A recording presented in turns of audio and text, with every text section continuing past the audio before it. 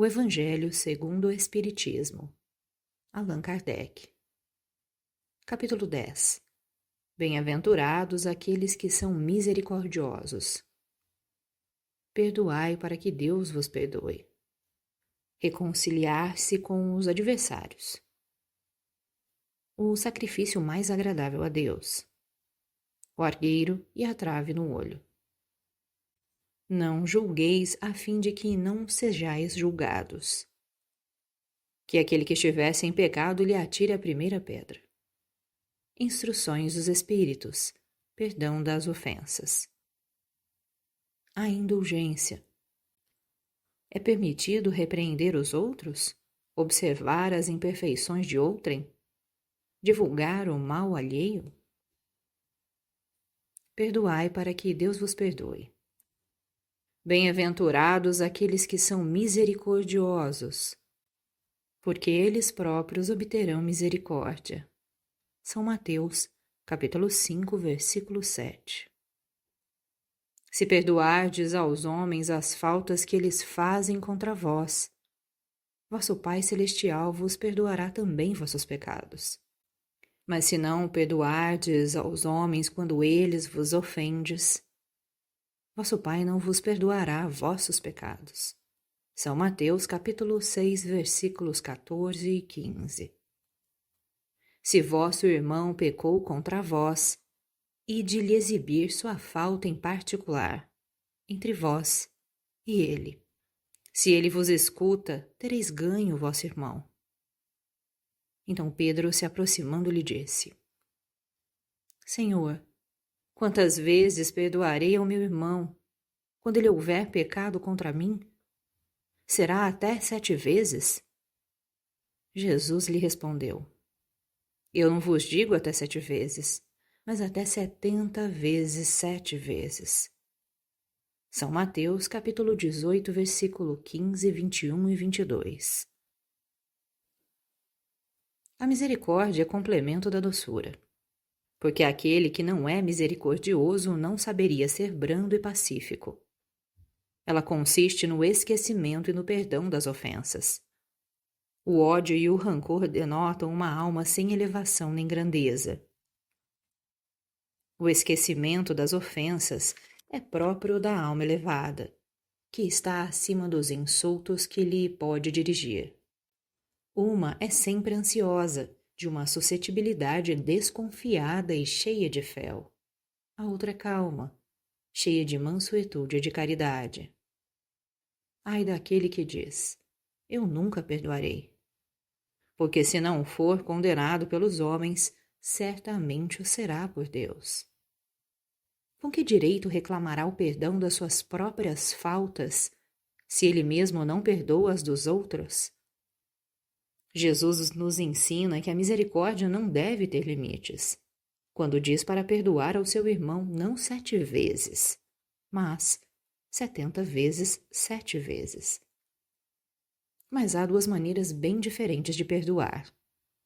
Uma grande, nobre, verdadeiramente generosa, sem segunda intenção, que poupa com delicadeza o amor próprio e a suscetibilidade do adversário, tivesse mesmo este último toda a culpa.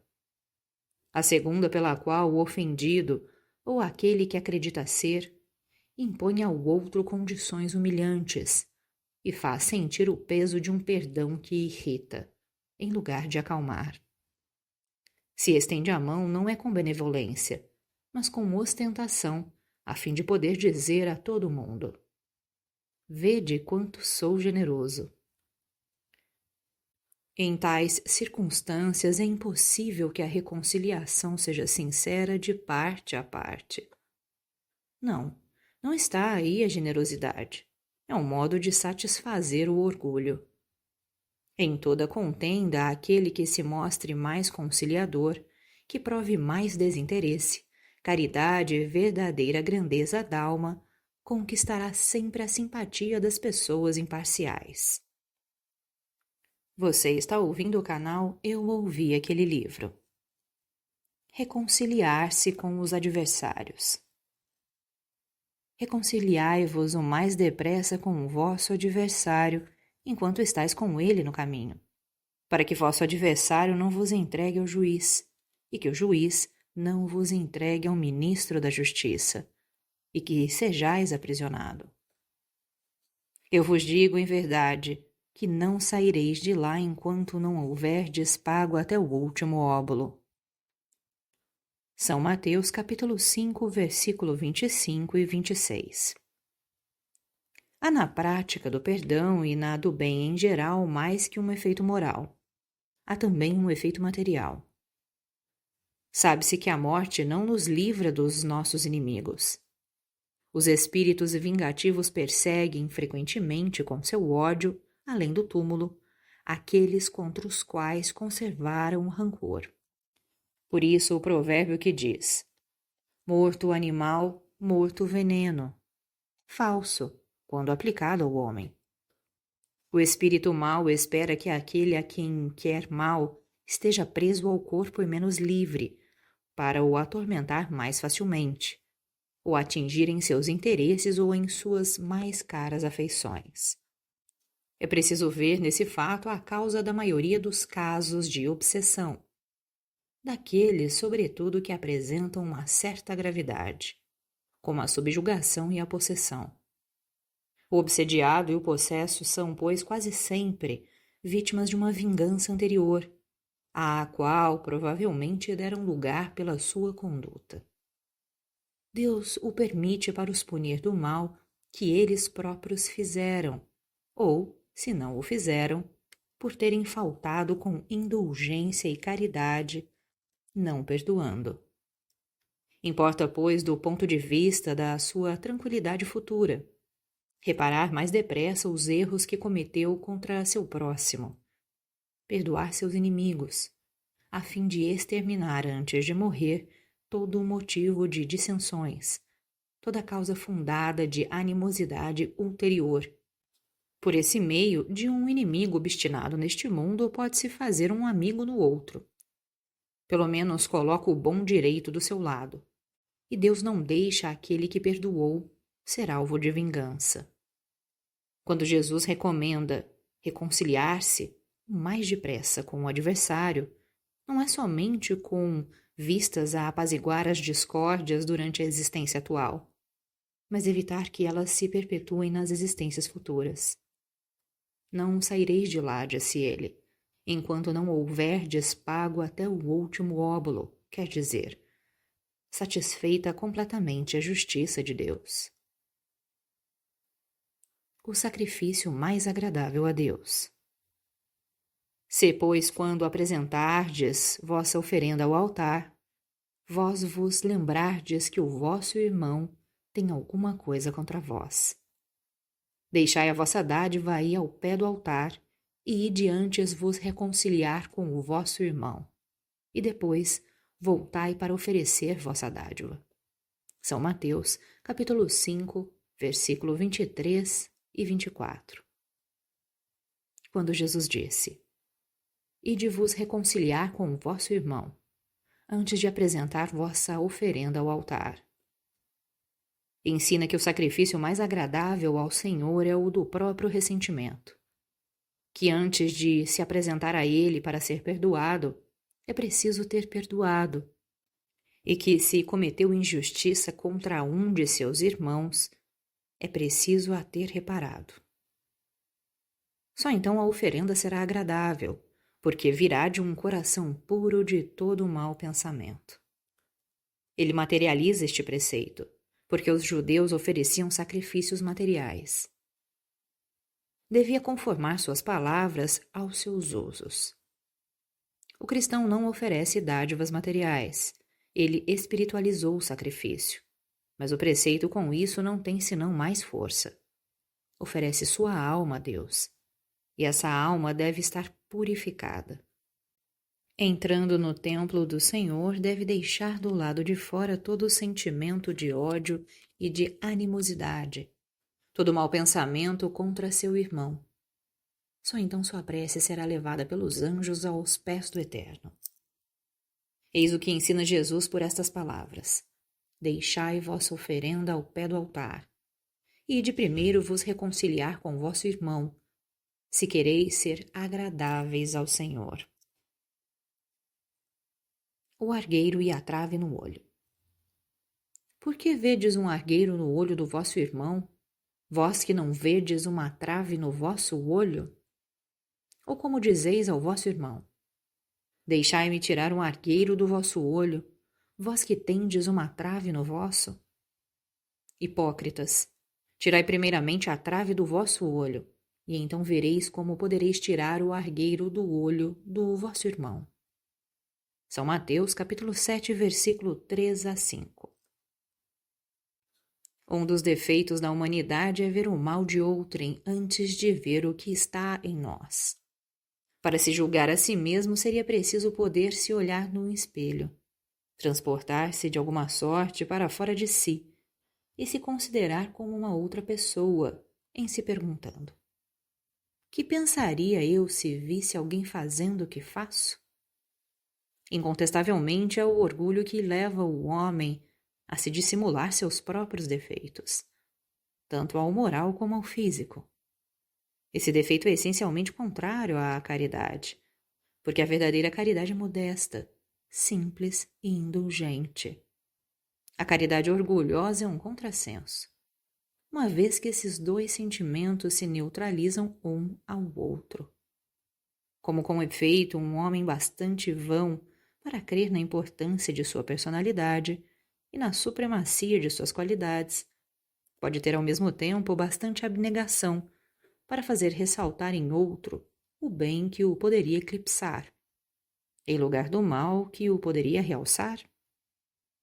Se o orgulho é o pai de muitos vícios, é também a negação de muitas virtudes. Encontramo-lo no fundo e como móvel de quase todas as ações. Por isso Jesus se dedicou a combatê-lo como principal obstáculo ao progresso.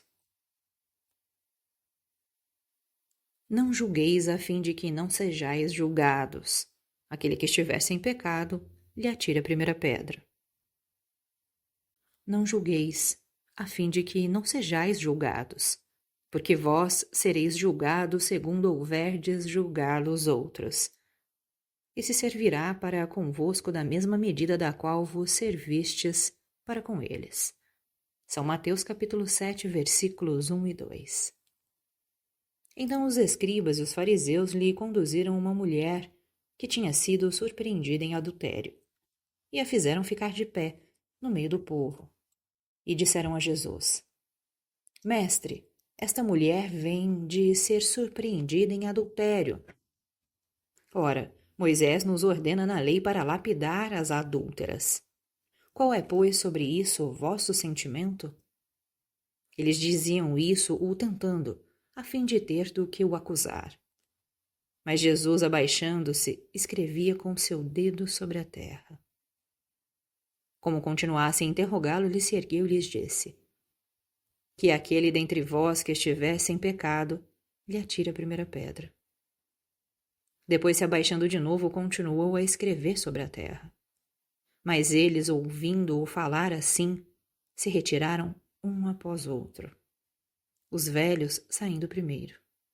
E assim Jesus permaneceu só com a mulher, que estava no meio da praça. Então Jesus, levantando-se, disse-lhe: Mulher, onde estão os vossos acusadores?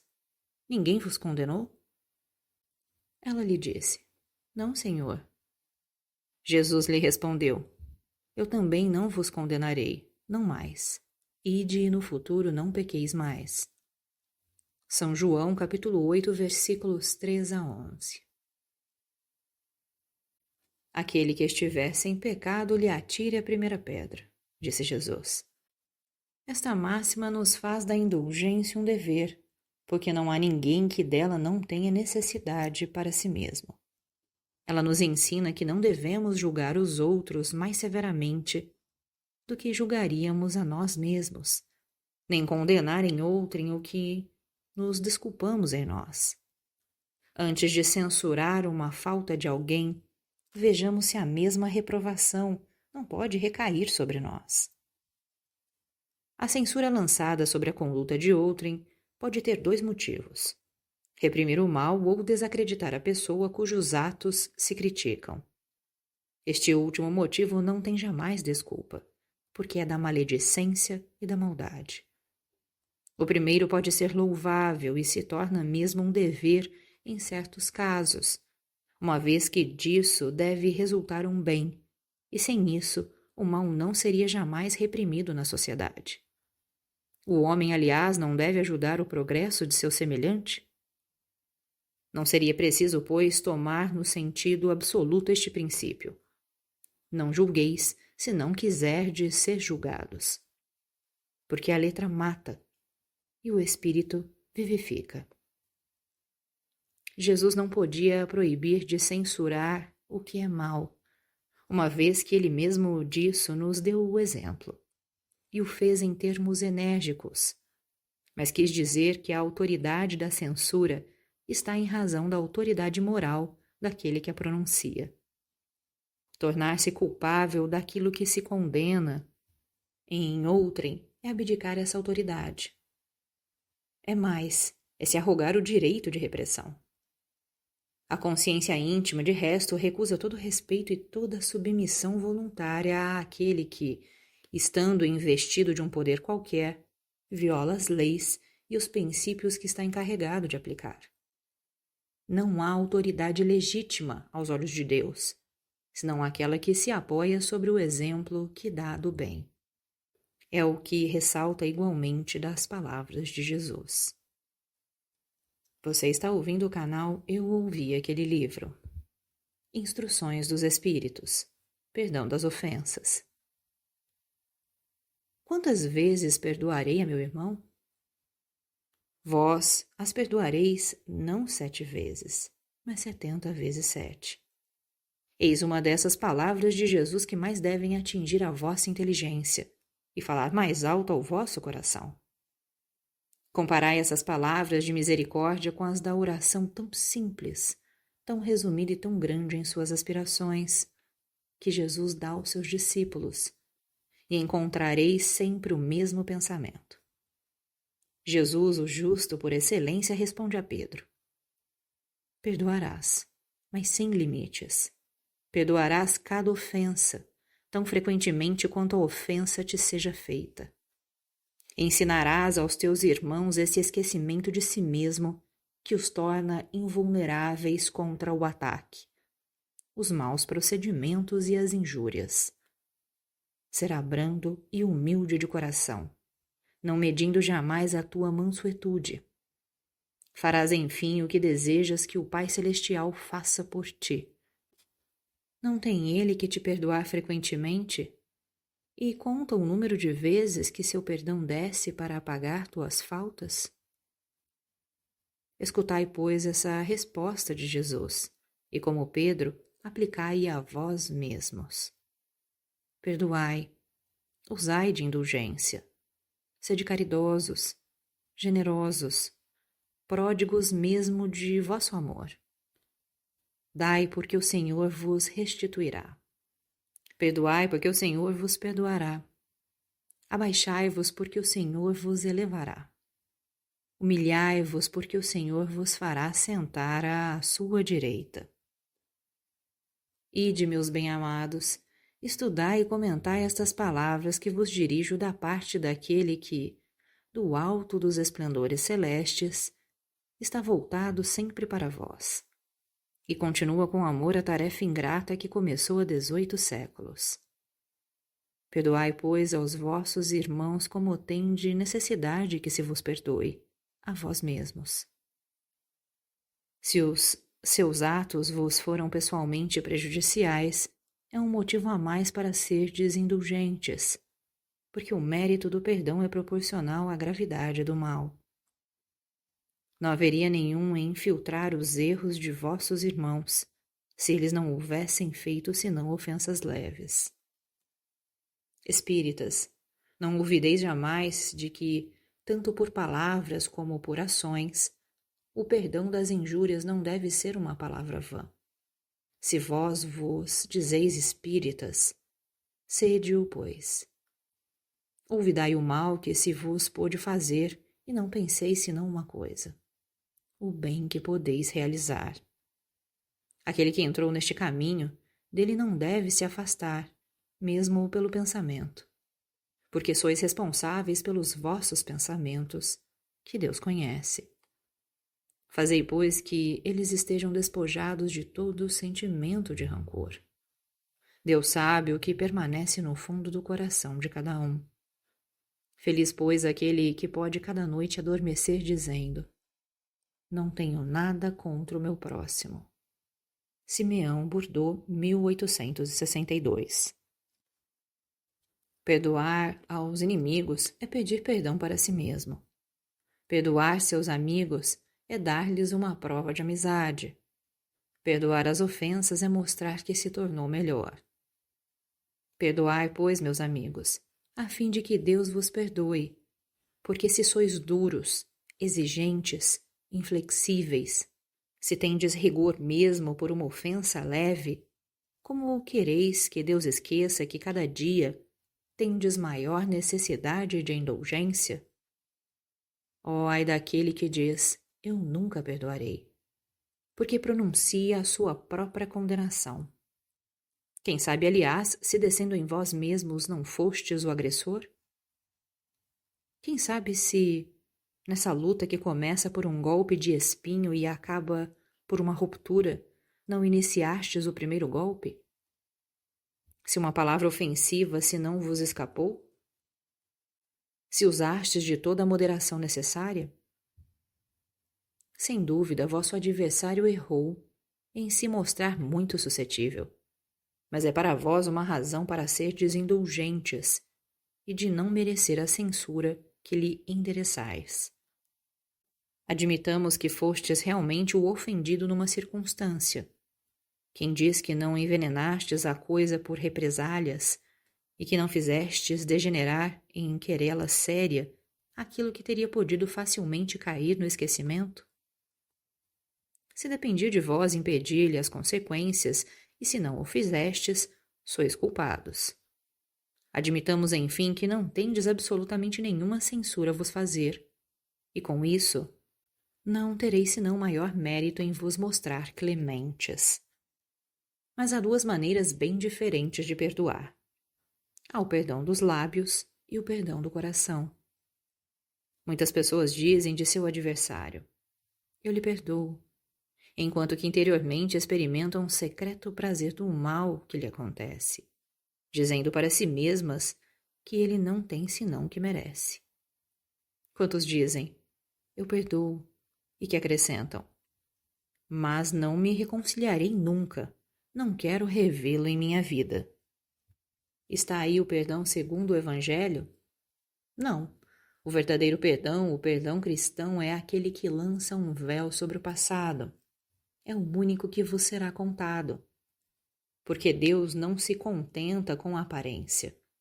Ele sonda o fundo dos corações e os mais secretos pensamentos. Não se lhe impõe com palavras e vãos simulacros. O esquecimento completo e absoluto das ofensas é próprio das grandes almas. O rancor é sempre um sinal de rebaixamento e de inferioridade. Não olvideis que o verdadeiro perdão se reconhece pelos atos, bem mais que pelas palavras. Paulo, Apóstolo, Lyon, 1861. A indulgência. Espíritas, queremos vos falar hoje da indulgência. Esse sentimento tão doce, tão fraternal, que todo homem deve ter para com os seus irmãos, mas do qual bem poucos fazem uso. A indulgência não vê os defeitos de outrem, ou se os vê, evita falar deles, divulgá-los. Ao contrário, oculta-os, a fim de que não sejas conhecidos senão dela. E se a malevolência os descobre, tem sempre uma desculpa para os abrandar. Quer dizer, uma escusa plausível, séria, e não daquelas que, tendo o ar de atenuar a falta, a fazem ressaltar com um jeito pérfido. A indulgência não se ocupa jamais com os atos maus de outrem, a menos que isso seja para prestar um serviço, tendo ainda o cuidado de os atenuar tanto quanto possível.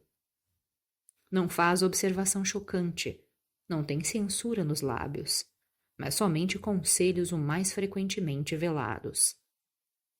Quando criticais, que consequências se deve tirar de vossas palavras? É que vós que censurais não teríeis feito o que reprovais? É que valeis mais que o culpado. Ó homens, quando pois julgareis os vossos próprios corações, os vossos próprios pensamentos, os vossos próprios atos, sem vos ocupardes do que fazem os vossos irmãos? Quando não abrirei os vossos olhos severos senão sobre vós mesmos?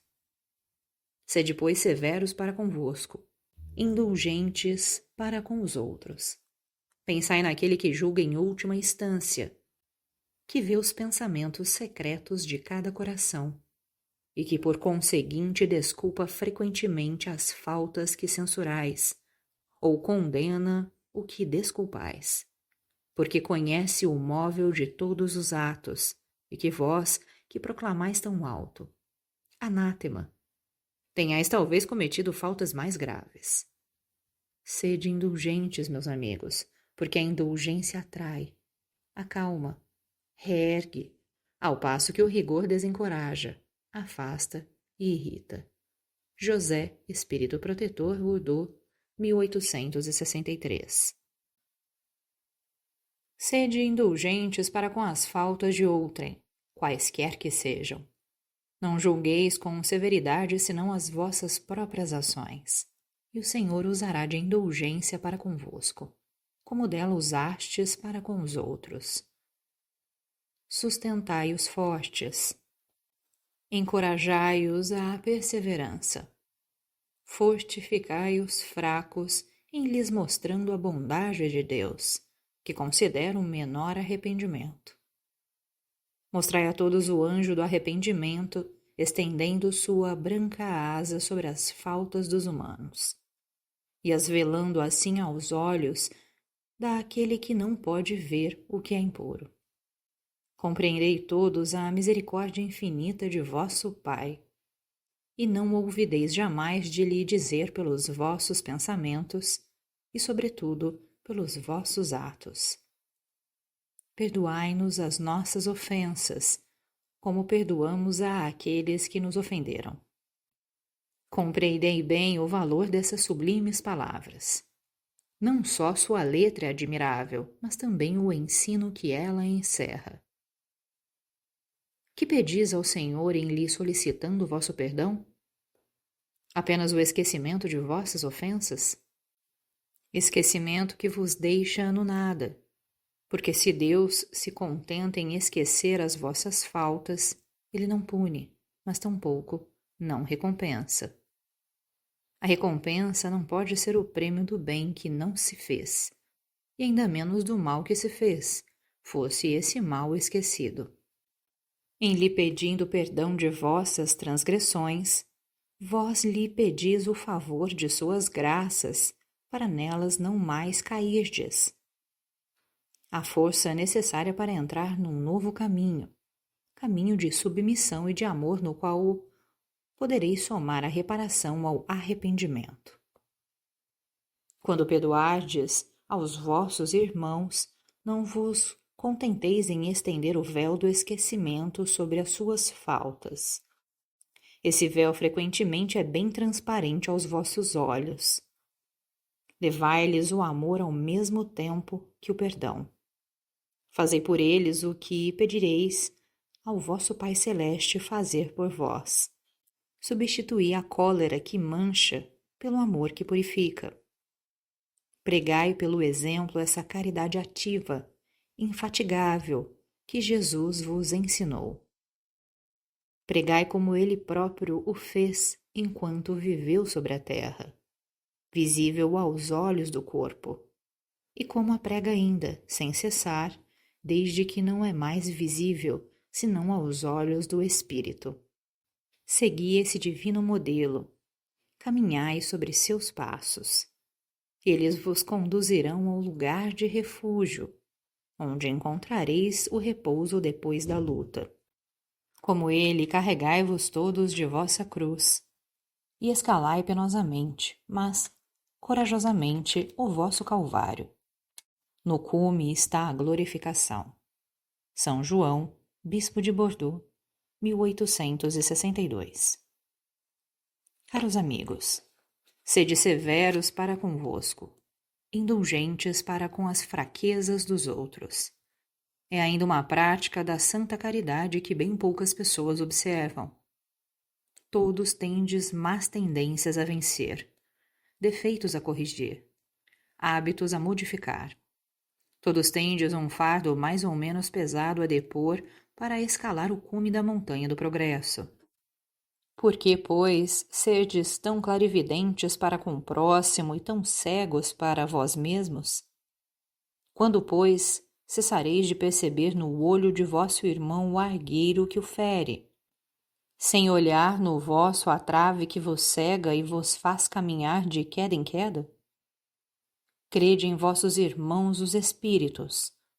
Todo homem bastante orgulhoso para se crer superior em virtude e em mérito aos seus irmãos encarnados é insensato e culpável, e Deus o castigará no dia da sua justiça. O verdadeiro caráter da caridade é a modéstia e a humildade, que consistem em não ver, senão superficialmente, os defeitos de outrem, por se interessar em fazer valer o que há nele de bom e virtuoso. Porque se o coração humano é um abismo de corrupção, existe sempre em algumas de suas dobras mais ocultas o germe de alguns bons sentimentos, centelha vivaz da essência espiritual. Espiritismo, doutrina consoladora e bendita. Felizes aqueles que te conhecem e que aproveitam os salutares ensinos dos Espíritos do Senhor.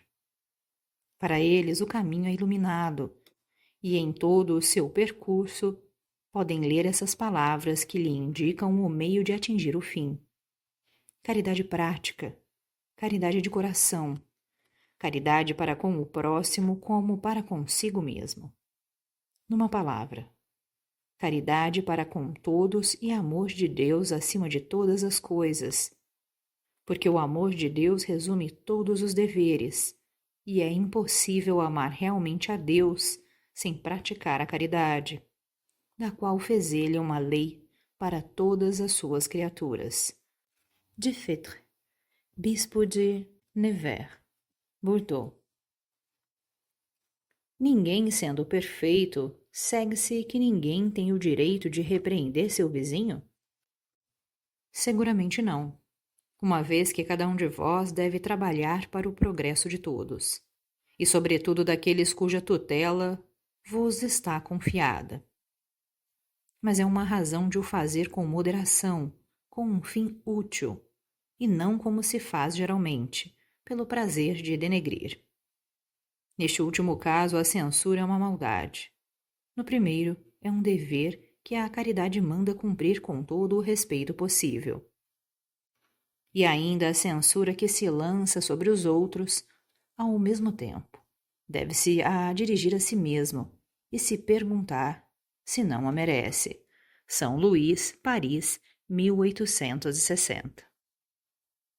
É repreensível observar as imperfeições dos outros quando disso não pode resultar nenhum proveito para eles, quando não sejam divulgadas? Tudo depende da intenção. Certamente não é proibido ver o mal quando o mal existe. Haveria mesmo inconveniente em não ver por toda a parte senão o bem. Essa ilusão prejudicaria o progresso. O erro está em fazer resultar essa observação em detrimento do próximo, o depreciando sem necessidade na opinião pública. Seria ainda repreensível de não o fazer, senão para nisso se comprazer com um sentimento de malevolência e de alegria em encontrar os outros em falta. Ocorre de outro modo quando, lançando um véu sobre o mal para o público, limita-se a observá-lo para dele fazer proveito pessoal, quer dizer, para o estudar e evitar o que se censura nos outros. Essa observação, aliás, não é útil ao moralista? Como ele pintaria os defeitos da humanidade se não estudasse os modelos? São Luís, Paris, 1860. Há casos em que seja útil revelar o mal de outrem? Essa questão é muito delicada, e é aqui que é preciso apelar para a caridade bem compreendida. Se as imperfeições de uma pessoa não prejudicam senão a ela mesma, não há jamais utilidade em as fazer conhecer. Mas, se podem causar prejuízos a outros, é preciso preferir o interesse da maioria ao interesse de um só. Segundo as circunstâncias, desmascarar a hipocrisia e a mentira pode ser um dever, porque vale mais que um homem caia do que vários que tornarem enganados ou suas vítimas. Em semelhante caso, é preciso pesar a soma das vantagens e dos inconvenientes. São Luís, Paris, 1860. Você está ouvindo o canal Eu Ouvi Aquele Livro. Siga-nos no Instagram.